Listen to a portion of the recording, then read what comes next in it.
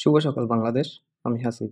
পবিত্র ঈদ উল ফিতরের পঞ্চম দিন আমি গিয়েছি হযরত শাহজালাল রহমতুল্লাহ আলাইহির মাজার এবং হযরত শাহপরান রহমতুল্লাহ আলাইহির মাজার।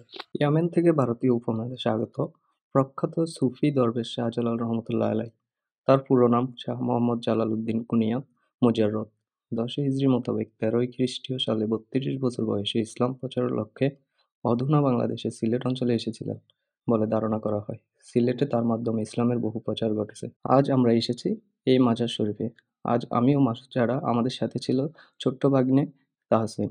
আমরা জুমার নামাজের পূর্ব মুহূর্তে দরগা শরীফে পৌঁছালাম। সেখানে আমরা জুমার নামাজ শেষ করে মাজারের চারপাশ ঘুরে দেখলাম। মাজারের ভিতরে সবথেকে সুন্দর দৃশ্য হচ্ছে কবুতর। হযরত শাহজালাল রহমতুল্লাহ আলাইহির নামের সাথে মিল রেখে এই কবুতরটির নামকরণ করা হয়েছে জালালি কবুতর। মাজারের ভিতর পুকুরে রয়েছে বিশাল আকৃতির গজার মাছ। আমরা সেখানে দুপুরের খাওয়া শেষ করে বাইর হই হযরত শাহপরান রহমতুল্লাহ আলাইহির মাজারের উদ্দেশ্যে। শাহপরান ছিলেন ১৪শ শতাব্দীর একজন সিলেট অঞ্চলের সুফি সাধক।